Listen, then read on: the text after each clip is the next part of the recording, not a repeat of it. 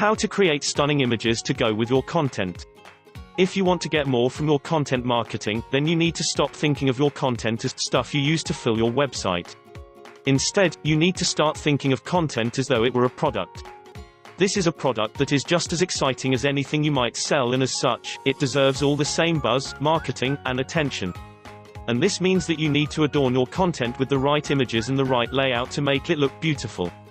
This makes a huge difference to the tone and impact of what you write, so make sure that you get it right.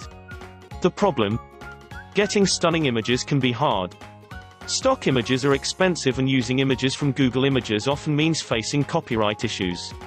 At the end of the day, using ready-made images is never as good as creating images yourself anyway, though, after all, an image you create yourself will perfectly suit the topic of your blog post rather than looking generic and only vaguely relevant.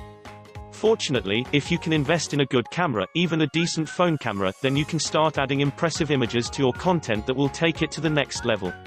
You just need to learn a few tricks to elevate your images to a professional standard. 1. Focus. One of the best tricks for making an image look professional is to use a shallow depth of field and to create a macro effect. This basically means you're going to place the object in the extreme foreground and then focus on that so that everything else blurs into the background. This is easy to do.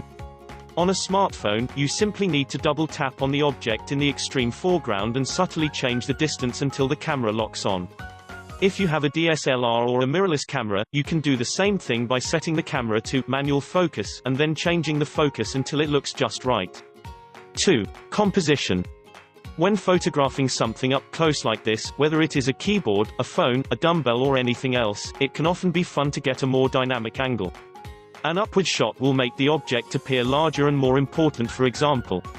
A downward shot will allow you to give more billing to nearby objects. Don't just shoot objects head-on.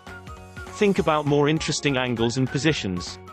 How about putting the subject on the left-hand side of the frame? What could you add in for scale? 3. Storytelling. Understand the objective of your photo is to tell a story. It shouldn't just decorate the page, it should add to your content. Telling a story doesn't mean showing something in action, though.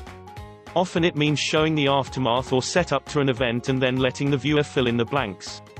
This makes them a more active participant in their image and thereby creates something more artistic and engaging. And if you want to learn more, I recommend you click the link in the description to discover how to skyrocket your sales by drastically increasing your visibility, authority, and trust online. And if you like this video, please give it a thumbs up and subscribe and share it with your friends on Facebook and Twitter and Google+.